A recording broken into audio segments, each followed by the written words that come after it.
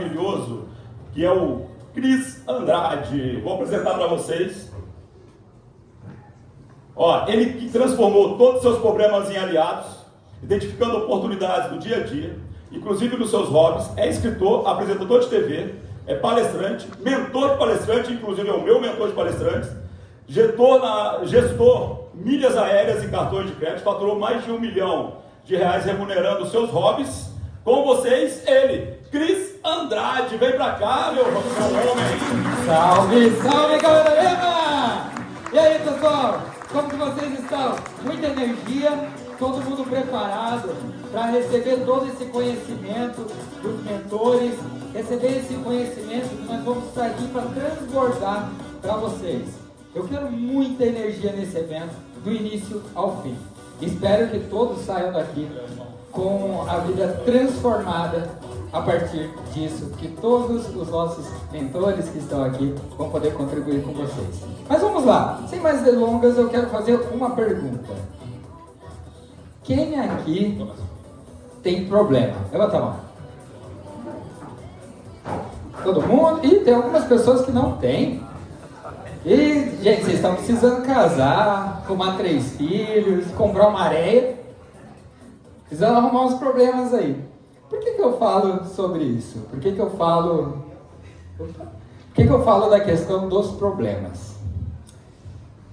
Às vezes, a gente para pensar e um problema em si, ele pode parecer algo ruim. Quem é que acha que é algo ruim um problema? Vamos lá, levanta a mão. Agora ninguém acha que é ruim, né, gente? Vocês estão... Não dá não. Mas vamos lá. Por que disso? O problema, muitos acabam não entendendo, é algo que sempre vem para nos ajudar. Sem exceção. Todos os problemas da minha vida, sem exceção, me fizeram crescer. Eu comecei a identificar que cada situação, cada adversidade na minha vida tinha um porquê. E aqui eu vou quebrar o padrão da minha palestra. Eu nunca comecei minha palestra falando essa frase. Mas eu quero que vocês já tenham isso logo do início. Ainda mais da forma que a gente começou o evento. Eu acho muito bacana. A minha frase preferida é: o acaso é a maneira mais inteligente de Deus permanecer no anonimato. E na nossa vida acontecem vários acasos. Os problemas são parte desses acasos. E toda vez que acontece algo... outra coisa importante. Toda vez que eu falar problema, eu quero que vocês pensem oportunidade disfarçada. Eu vou falar problema, o que vocês vão pensar?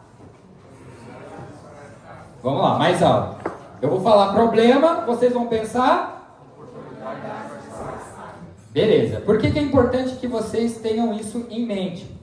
Porque nem todo mundo vai ter a percepção, se eu falar aqui durante a palestra, oportunidade disfarçada, vai ligar, putz, é aquele problema que eu acordei hoje de manhã, aconteceu, tal. Nem todo mundo vai perceber isso. Agora, quando eu falar problema, você já vai imaginar, problema é problema, ok? Então, falei problema, pensem, estou falando de oportunidade disfarçada, sempre na vida de vocês. Ok, quando foi acontecendo algumas coisas na minha vida, eu fui tendo percepções diferentes. E essas percepções, elas fizeram mudar completamente a minha vida. Hoje, literalmente, eu comemoro os meus problemas. Não é tipo, obrigado Deus por esse problema. Não, é comemorar mesmo. É sair para jantar, comemorar, brindar por aquele problema. A minha noiva acha que eu sou louco, né? Fala assim, não, peraí, Cristiano, a gente perdeu 50% do faturamento, vai falir a empresa aqui, você está saindo comemorar? Tá doido? Eu falei, porque ali tem uma grande oportunidade.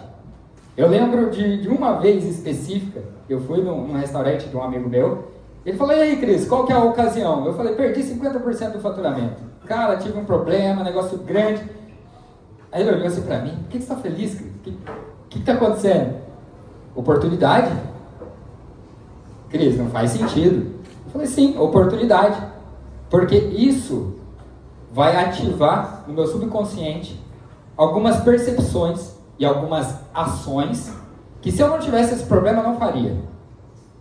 Dito e feito. Foi um grande problema. Foi mesmo.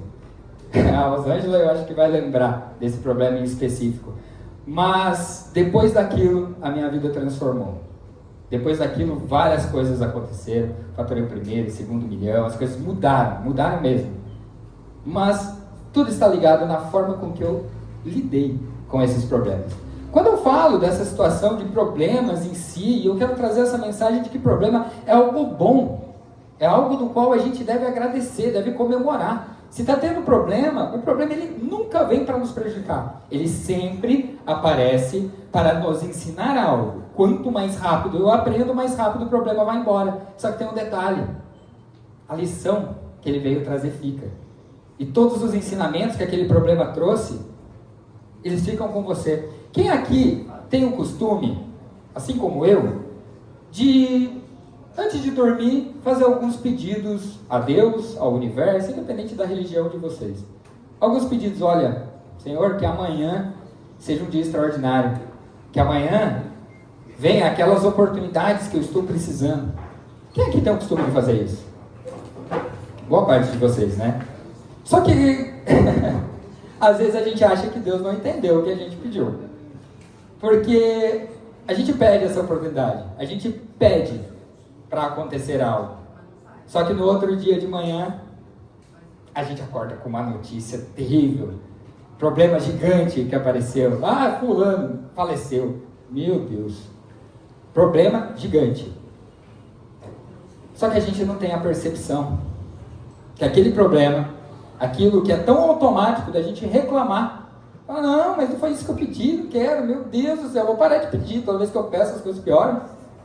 Só que a gente não tem uma percepção de que o que aquele problema veio nos ensinar é exatamente aquilo que a gente pediu. E simplesmente da forma de lidar com essas adversidades que vão acontecer, ninguém aqui está livre de acontecer isso não. Eu falava antes da minha palestra assim, poxa, eu tenho problema, Elon Musk tem problema, aí eu falava, Silvio Santos tem problema, Silvio Santos agora não tem mais, mas todos nós temos problemas. O que muda de pessoas que têm sucesso e de pessoas que vão se vitimizar é a forma de lidar com isso. Existem dois tipos de pessoas.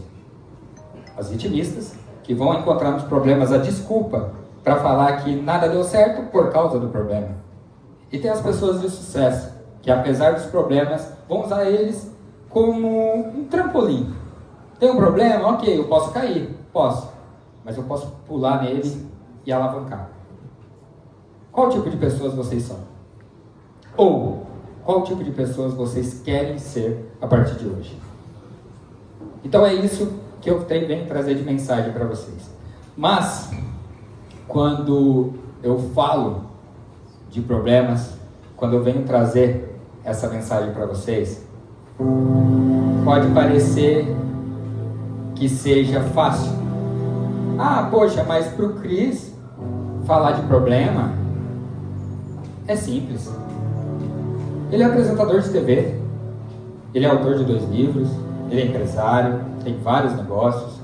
É muito simples falar de problema na situação dele. Só que o que vocês não sabem é que nem sempre foi assim. No dia do meu aniversário de 7 anos de idade, hoje eu brinco, eu falo que eu ganhei um presente. Esse presente foi descobrir o diagnóstico da diabetes tipo 1. Uma criança de 7 anos não tem noção do tamanho desse problema. Uma criança de 7 anos acha que, tá bom, vou tomar um remédio, semana que vem eu melhoro. Não era o caso. Mas não foi um problema para mim, especificamente. Foi para os meus pais. Naquele momento, uma família simples, o tratamento que eu precisava representava 60% da renda da minha família. E ali começou a faltar algumas coisas dentro de casa. Eu via algumas conversas entre meus pais, meu pai falando para minha mãe, esse mês não vai dar para pagar a conta de energia. Esse mês não dá para pagar a conta de água. Esse mês a gente vai precisar de ajuda da família porque não dá para comprar o que a gente precisa no supermercado. E eu não entendia. Eu olhava aquilo e começava a imaginar, será que é por minha culpa? Porque meses atrás, antes da diabetes, não tinha isso. De quem será que é a culpa? E ali eu ficava pensando, um dia eu vou ser milionário, um dia eu vou mudar de vida, e questão financeira nunca mais vai ser problema. Mas poxa gente, eu estou falando de uma criança de 7 anos de idade. O que essa criança de 7 anos de idade pode fazer? E eu lembro de cada detalhe que foi acontecendo. Eu lembro especificamente da minha mãe me segurando para me aplicar insulina. Eu morria de medo de agulha, esperneava, berrava. Eu lembro dela segurando, com lágrima no olho. Filho, a gente precisa aplicar insulina. Eu olhava com um olhar de desespero. Mãe, não, de novo não precisa. Eu já tomei insulina ontem, já tomei hoje. Não precisa, de novo não. Com lágrima no olhar, ela fala, filho, é pro seu bem, eu preciso fazer isso. Eu não consegui entender. Naquele momento, passou diversas coisas na cabeça da minha mãe, que eu vim descobrir só em 2023, no lançamento do meu primeiro livro, após entrevistá-la.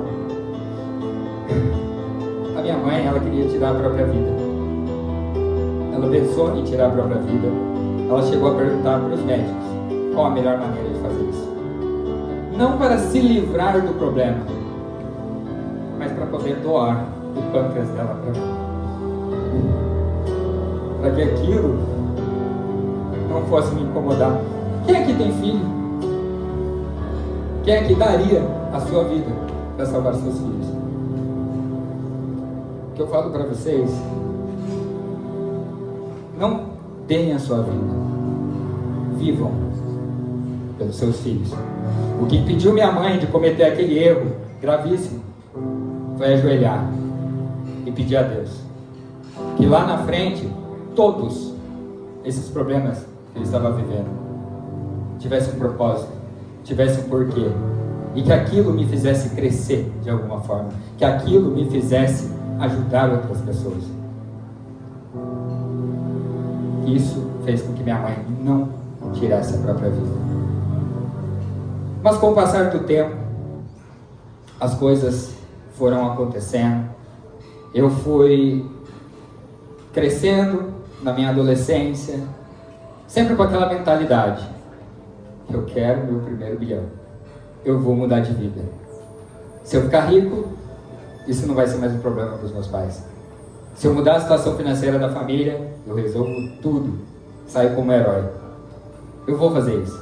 Como? Não faço ideia, mas eu vou fazer. Só que tinha um detalhe. Naquela época que a gente descobriu a diabetes, eu fiquei um pouco distante do meu pai. Por quê? Meu pai trabalhava em São José dos Campos e nós morávamos em São Luís do Paraitinga. Era 1h30 de distância de carro, né? Mais ou menos. E meu pai viajava todos os dias. Só que nessa situação específica, ele parou de viajar, porque ele ficava na casa da minha tia para poder economizar no combustível e fazer mais horas extras, porque a gente precisava. Só que eu lembro dele falando para minha mãe o seguinte: Cissa, eu não queria ir trabalhar amanhã. Vocês estão precisando tanto de mim aqui. Eu não queria estar lá, mas eu preciso estar lá. O sustento da casa vem de mim. Então eu preciso estar lá. E ali eu percebi que meu pai, ele não trabalhava porque ele gostava do que ele fazia. Meu pai, ele trabalhava exclusivamente pelo dinheiro. Eu queria sim mudar de vida, queria ficar rico, queria trazer essa qualidade de vida para a família. Mas eu não queria trabalhar exclusivamente pelo dinheiro. Eu não queria fazer igual o meu pai, ter que abrir mão de parte da criação dos seus filhos por estar num trabalho que ele nem gosta. Então eu comecei a pensar em possibilidades de ganhar dinheiro com o que eu amava fazer. Só que tem um detalhe: eu gostava muito de jogar futebol e, modéstia à parte, eu era um bom jogador. Tive chances de me tornar profissional, chances das quais as pessoas olham: não tem como dar errado. Não tem. Tá tudo certo, já era, o Cris vai assinar contrato, vai dar tudo certo. Mas as coisas foram acontecendo e toda vez que eu ia para uma grande decisão, eu passava mal. Na maior parte das vezes por causa da diabetes. Mas isso não era um problema, eu não ia me deixar abalar por isso. Eu era um dos melhores alunos na escola, porque eu queria mudar a realidade financeira. Então eu tinha que ser um bom aluno, eu tinha que estudar. Mas falaram para mim o seguinte: Cris, se você for fazer uma faculdade, antes da faculdade, estuda em escola militar. Você vai ter uma boa preparação para estudar na melhor faculdade. E aquilo não era um problema para mim, porque eu era um bom aluno, passar no vestibular. Tanto que eu passei em todos os vestibulares que eu fiz. Todos eles. Não fiz muito porque eu vi que não era meu caminho. Mas não era um problema para mim passar no vestibular para estudar numa escola militar. Zero problemas. No dia que minha mãe foi me matricular na escola militar, falaram para ela o seguinte.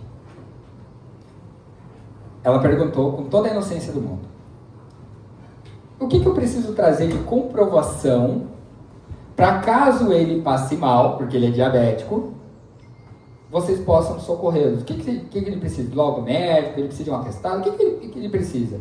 Aí a secretária olhou no olho da minha mãe e falou assim: infelizmente, diabéticos aqui não podem estudar. Aquele momento foi um momento um início de uma depressão.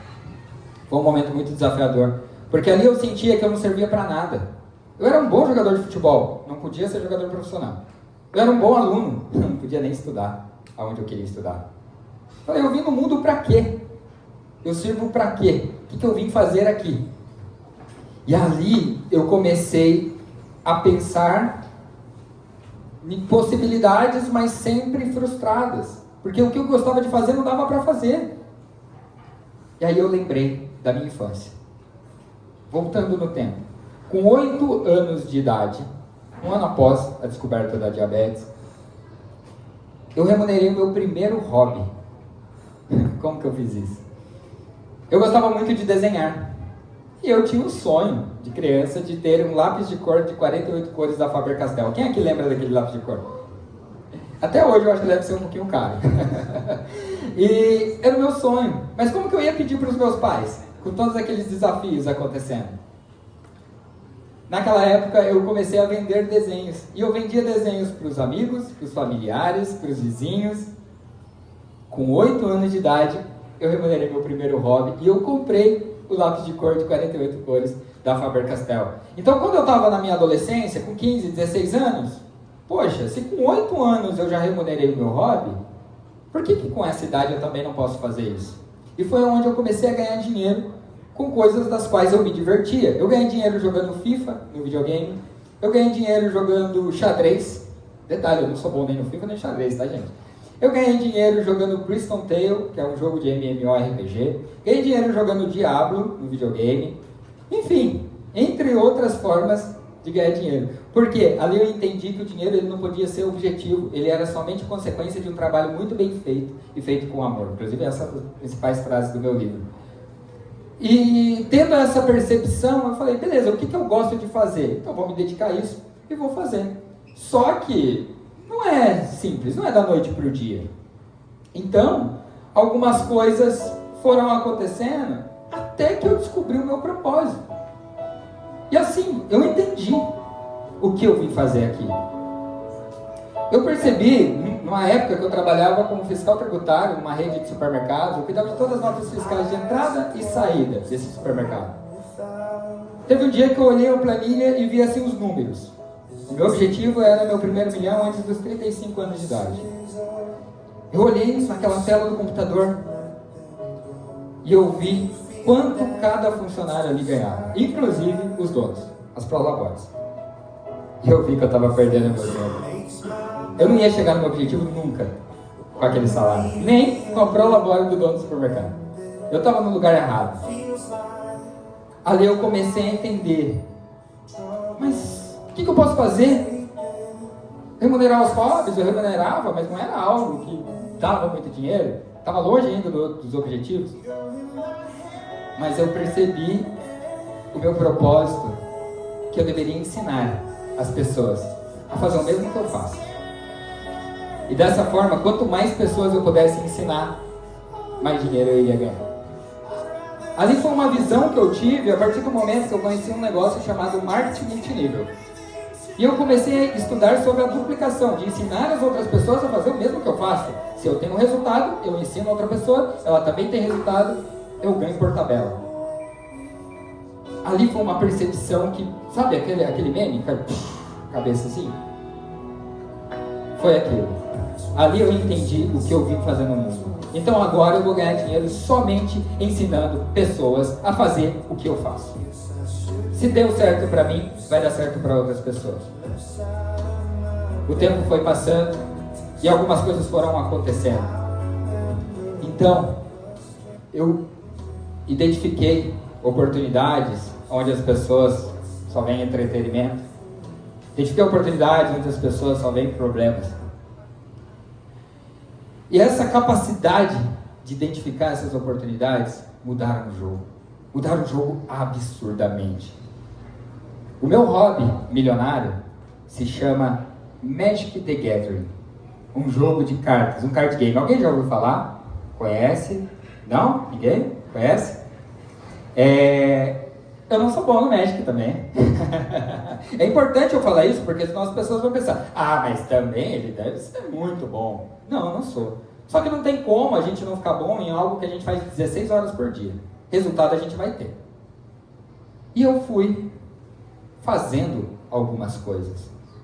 No Magic, eu não ganhei dinheiro sendo bom. Claro, poxa, eu ganhei 3 torneios internacionais em 2020, durante a pandemia, que eu tive que mudar algumas coisas. Só que foi a oportunidade de ter jogado aqueles torneios que fez eu ganhar dinheiro. Foi aonde eu comecei a ensinar outras pessoas a fazer o mesmo que eu, comprava a premiação dessas pessoas e vendia para outras. E o negócio foi acontecendo. Foi acontecendo de forma surpreendente. Foi acontecendo de uma maneira que eu não imaginava. Não imaginava que tudo isso pudesse acontecer. Em menos de 2 anos, eu já tinha faturado mais de R$1 milhão. E aquele sonho da minha mãe, que eu identificasse que os meus problemas fossem grandes oportunidades, aquele sonho se realizou. Aquele pedido que minha mãe fez a Deus, sou eu. Tudo que eu fiz. O maior orgulho da minha mãe não é saber que eu ganhei dinheiro. O maior orgulho da minha mãe é saber que todos os meus problemas se tornaram aliados. Todos os meus problemas, sem exceção, me fizeram crescer. A oportunidade que eu identifiquei em cada situação da minha vida mudaram não só a minha vida, mas a vida de todos ao meu redor. Eu comecei a ensinar pessoas, eu comecei a mudar vidas. Eu vi depoimentos de pais de família falando: Cris, o que você fez por mim? Colocou café da manhã na mesa dos meus filhos. E tudo ligado aos problemas. Alguém aqui ainda acha que o problema é ruim? Ninguém? Que bom. E eu fico muito feliz de poder trazer essa mensagem para vocês e saber que hoje eu estou transformando ainda mais vidas.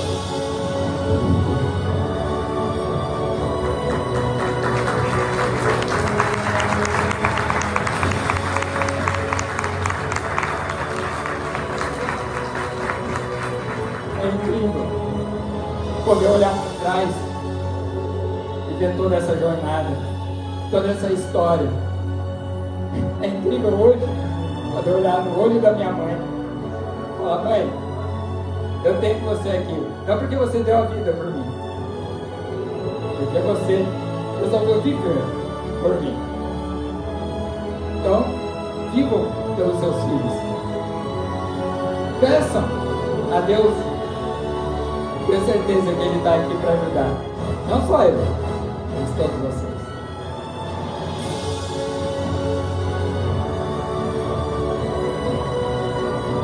É muito gratificante e emocionante eu contar essa história.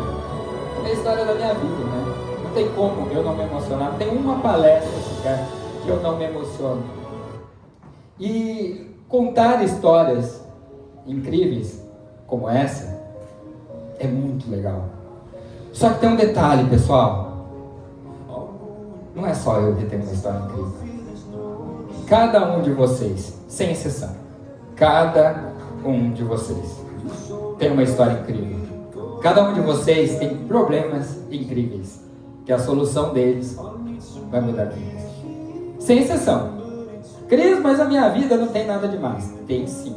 Talvez ela está tão no automático que você não percebeu. Tem pessoas orando para ter uma vida exatamente igual como cada um de vocês tem hoje. A vida de vocês é extraordinária. Só que sabe o que muda? Entre mim, estou contando isso para vocês, e talvez a história de vocês. A minha história está eternizada. Se amanhã eu não estiver mais aqui, a minha história continua ecoando. E as pessoas vão continuar ouvindo sobre mim, através das minhas palestras. Tenho certeza que daqui a um tempo vocês vão lembrar dessa palestra. Através dos meus livros, eu tenho 2 livros publicados, como eu falei para vocês. E isso eternizou essa história. Eternizou, não a minha somente, a dos meus pais, tudo que eles viveram. Eu quero fazer um convite a cada um de vocês. Aqui nesse QR Code tem o meu Instagram. E sigam lá, né, gente? Mas não é só para me seguir à toa. Vocês vão acompanhar o meu conteúdo, vai acompanhar tudo que eu faço. Mas o convite é para que vocês me mandem no direct, contando a história de vocês. Eu mesmo vou querer saber um pouco mais de cada um de vocês. Hoje a gente vai ter tempo de conversar aqui. Mas me mande lá no Instagram. Pode mandar um textão, pode mandar áudio. Tem gente que não gosta de áudio. Eu gosto, pode me mandar. Me manda lá que eu vou querer conhecer a história de cada um de vocês. E esse é o meu convite para vocês. Mas vamos lá. Boas histórias é muito bom de contar, mas o melhor ainda é quando a gente consegue comprová-las através de fotos e vídeos. Então acompanha aqui comigo o vídeo da minha jornada. If you believe you can move the highest mountains, cross the greatest oceans, and walk across the water. You feel defeated, falling on your knees and looking up for some hope tonight. You try to stand up, but you throw your hands up, like you no longer have the strength to fight. 'Cause you've seen too many sunsets, too many days ending in the darkest night. On your own, never know, you never know.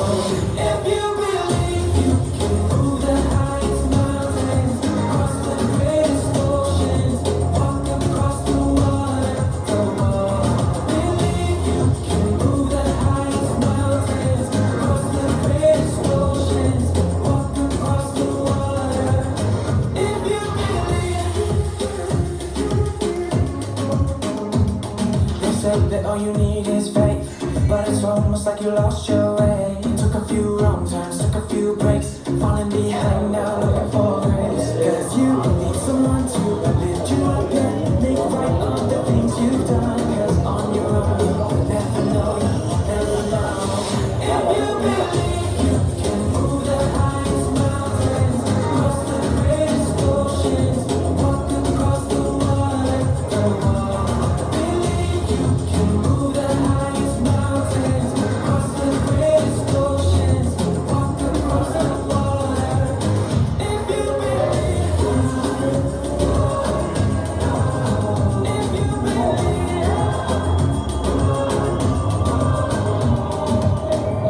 Pois ele é o Cristiano Andrade, resultado de suas próprias decisões.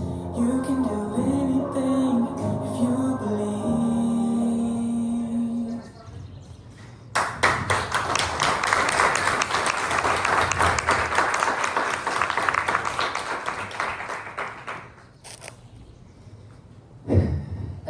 oportunidades, elas vão bater na porta de vocês.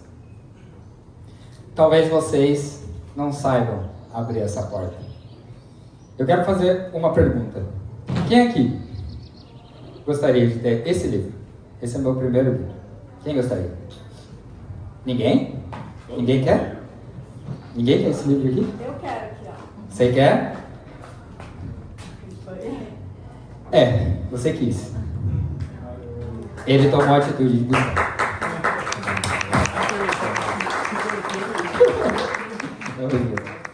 Depois eu autógrafo pra você. Valeu.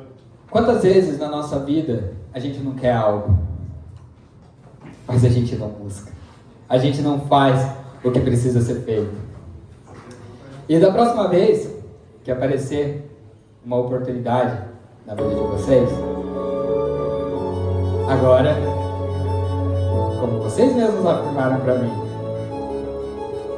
vocês estarão prontos para identificar essas oportunidades. Quando o grande problema aparecer na vida de vocês, vocês estarão prontos para perceber que ali tem uma grande oportunidade. Talvez uma grande oportunidade que, se você abraçar, não mude somente a sua vida, mas mude a vida de todos ao seu redor. Mude a vida dos seus funcionários, mude a vida dos seus familiares, mude a vida dos seus amigos. E aqui eu não estou falando de dar algo para os seus amigos, dar algo para os seus familiares, mas a simples forma de uma percepção e numa conversa, vocês mudarem a vida de alguém, é gigantesca.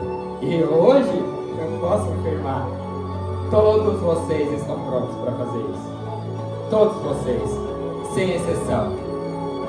E eu sou Cristiano Andrade, resultado das minhas próprias decisões. Muito obrigado.